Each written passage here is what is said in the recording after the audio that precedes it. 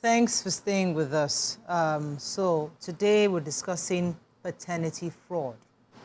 According to a report that we read online social media, a man was left heartbroken after DNA test results showed he isn't the father of all 3 children he shares with his wife. When would this paternity fraud issue come to an end in our society? Is there any justification for paternity fraud? Can it be prevented? Can it be spotted very much earlier to avoid heartbreaks?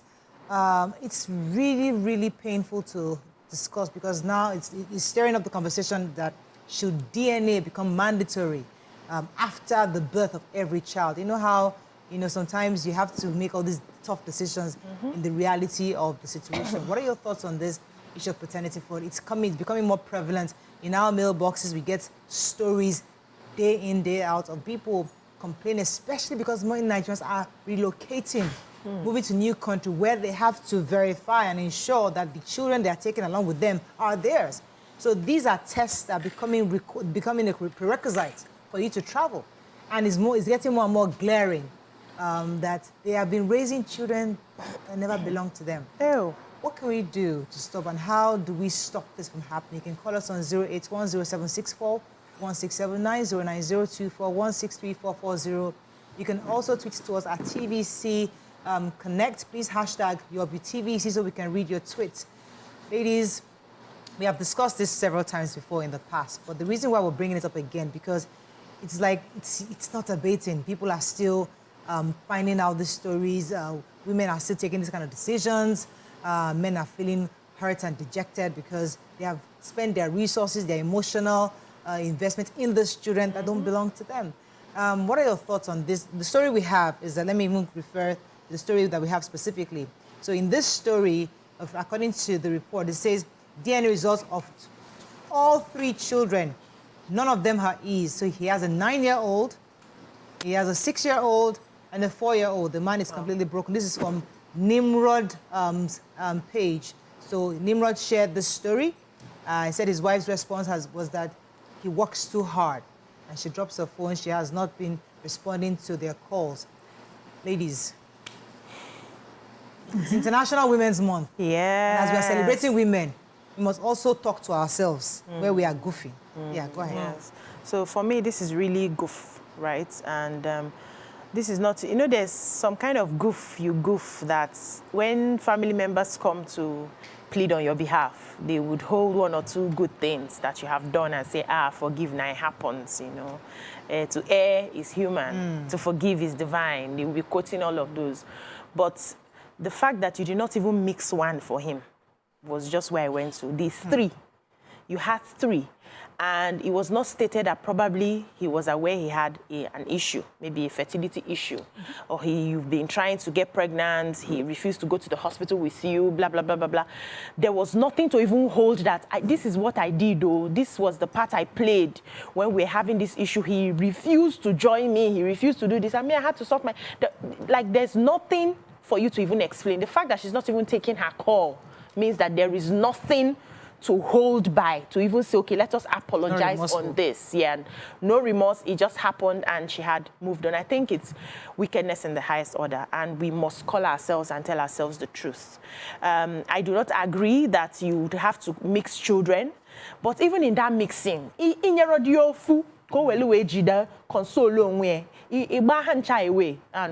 That's really sad. Translate now. Exactly. Did you get it? No, got it now. Didn't get it. Give her one to take console. To console him, you didn't even dash him 1 out of 3. No, that's wickedness. Now, this issue of, with new realities, laws are made in every society, and that's why laws came in the first place, to help regulate human beings who, if you leave them, will behave in their basic nature, which is like animals, where, when you get into the forest, the dog is everywhere with everybody. There's no, I think it's the lion and the lioness that are more even coordinated, that the lion does not go chasing after every lioness he sees. They behave like humans in that, where you have your own partner and then you guard the territory. But the other animals, I think they just mingle around, and that's the base of our human nature. And laws and rules, regulations are there there to help us, for those of us who cannot self-regulate, to help regulate us. I think when you are giving birth going forward, it should be a law that DNA would be. So that from the beginning, you start giving the apology you want to give.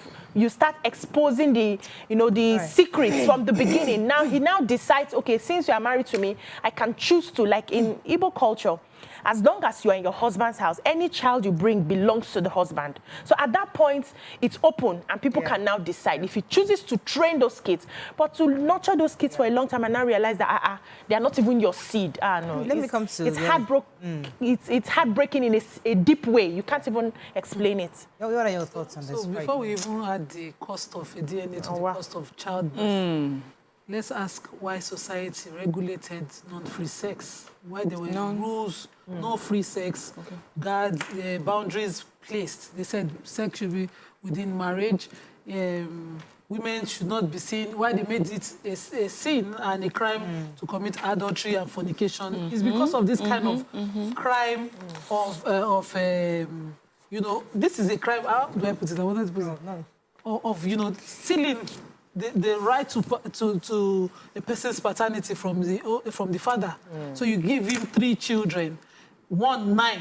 He has invested 9 years, and you're just laughing. Then we can also find the real father sitting somewhere saying, I did not give you permission to give my child to someone else. So avoid that confusion is why there are rules. But we came on and said that's not how people do it.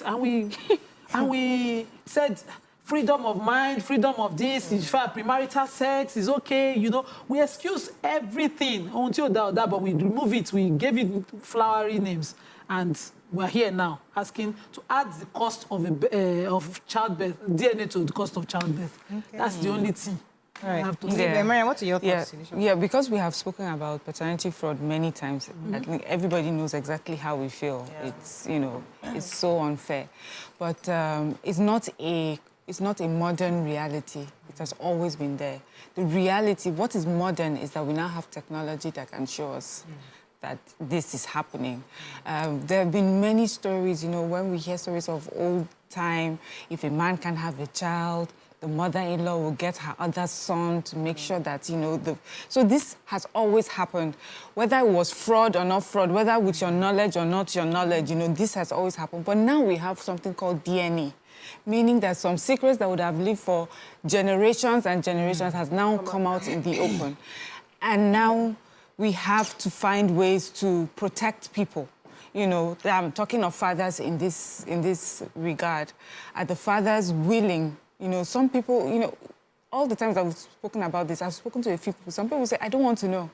I've raised the child to a certain age. I don't want to know. That's just your business, As far as I'm concerned, these are my children. I don't want to go about digging some truths. But as we know, you're trying to travel, hospital, something will come up and then you find out. The truth will dig you out. Yes. So making it compulsory, I think it should just be the prerogative of the father if it's something he would like to know from the very beginning. I'm not talking here about the moral, so let nobody think I'm trying to justify it. Morally, we already know there's no excuse. I don't feel that there's any excuse for it or justification, except if it's something that's been agreed by both parties. But now we have, for me, the question is, are fathers willing, really, do they want to know? Are there many fathers that want to know, or is this something that just hits them? And when you know, okay, now that I know, what is the next step to do? But most people I've heard to say, if they're adult children, please don't rock the boat. Whenever we talk about this topic of paternity fraud, I think of the question, who is an empowered woman? And the reason why that question comes to mind is that when you say women empowered, what exactly do we mean? Because an empowered woman, no matter what situation she is in her life, should be empowered enough to take a decision. If it's either your husband is unable to do the needful in the room, you can say, okay, I married you, and you're unable to perform here. I'm done with this. We can't have children. I want to leave. But because sometimes we're not empowered enough to move, we just stay there and try to pretend and find a way to help the situation by getting pregnant outside because your husband cannot perform. That's one. As an empowered woman, if you feel that your husband, for whatever reason, is not interested in, maybe you're the second wife, you already have children, he's not interested in having children, and you just want kids, there are other, you can make a decision to leave. But many of us are not empowered enough, even in our mind, to leave. So for a woman to have 3 children, now there's some wicked people who, there's some wicked women, they just say, you know, I don't care, I don't like this man, I'll get pregnant somewhere else. But there's some other women who want to leave, but society has not empowered them enough to move. So they will rather help the situation and have children from different people, just to, so that society says, oh, she's still married with this person. So my question, therefore, is, could this be a result of the fact that women are not truly empowered? Because if you want to copy the Igbo people, if we are copying them at all, they can say, you know what, you are unable to have children for me, I'm leaving. I don't care how many years we've done. Even they commit fraud. Of course, they'd have the fraud. They are in society. Yeah. I'm just saying that there's enough empowerment for a woman to objectively make a decision. But here, we just society. So I think I get what you're saying. So if it happens abroad, because there are options for you, you know, then it's obviously fraud completely. Because if it was about, I want to have a child, or your society provides you options for you to, you know, move on with your life and do. But here, you're saying society doesn't really give us option. So you find yourself in a marriage and they're looking for a baby. They don't care the man will refuse to follow you to hospital. We've heard that now. Yeah. Does not want to know anything. Just make sure you give birth to children for me. And then the woman now takes it upon herself to go look for a baby. Secondly, we have this spiritual thing. We've heard it so many times. We've discussed it here. You go to a spiritual man who says his own spiritual whatever through the instrument. Yes, we'll bring you this baby. And then you have the baby. You do a DNA test. Native doctor. Let's say both of you went to this spiritual father, and you now do a DNA test, and it shows that the spiritual father is the father. Doctor. You know, so there are just many things. I understand that there are many things, but I personally believe that as a woman, you know, for yourself, for your own dignity, it's not something you should do, you should participate in. Because in the end, you're the one that suffers it. The consequences always falls on you. By the time it comes out in the open, the man is just likely to say that I am as surprised as the rest. How is she suffering it, Mariam? No, because she has 3 children. 1, 9, 1, 6, 1, 3. And she's happy. They blame. Blame. Okay, she told me, okay, I goofed. Okay, I got somebody else. But they are my children. This one pass goof. You know, besides I use goof and I was like, goof. Should be the local language now. That's why I use goof. If I call English, goof is English. Goof is English. But the point I'm trying to make is that who really loses? Yes, the man loses, but the woman obviously doesn't lose. This is a committed, hardworking man that she even blamed for overworking.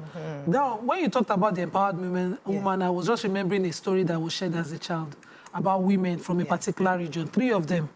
So in this setting, they live in houses where they call share. Yeah. And the women will cross from here to here and have sex and cross back like that. And I don't understand. Yes, they were crossing and birthing children. And at each naming, so you just see a woman just leave her room, and she lives in this room for 9 months, and gives birth and does a naming, and comes back here. I don't want to mention this. Okay, I know. And comes back here after she has had the child and leave the child here. Yes. And they asked her why. She said, because the child is his. Let him take care of it. But I'm married to him. So she came here for him to feed her and birth his child and leave the child and come by herself, giving the child to the wrong person. And so I was like, what audacity? They said, no. And I remember this thing as old as time in that community. It was allowed.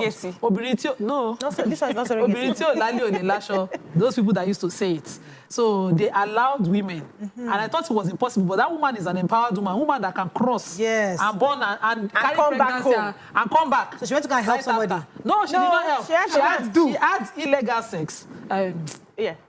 Adultery. While married. So she had when she came here. And discovered she was pregnant. That one was waiting for her. But that one knows. Yeah, before. This one that was sleeping with her was expecting her. When she got pregnant, she just moved in.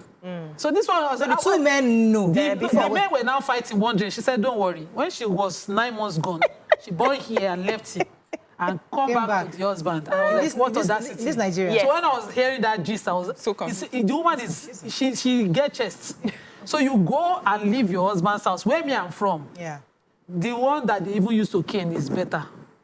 In my own place, you'll be ostracized and shamed. So women do not have the audacity to plant the child on the innocent man. But this community, they have empowered their women. The woman can carry I mistakenly slept with Daddy A. so I'm going to Daddy A's house.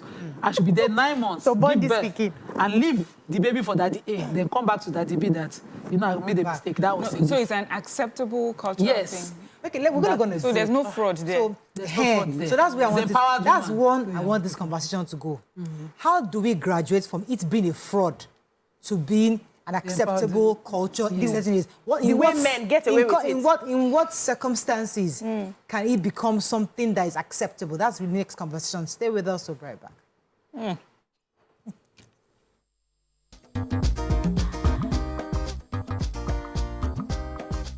Stay tuned.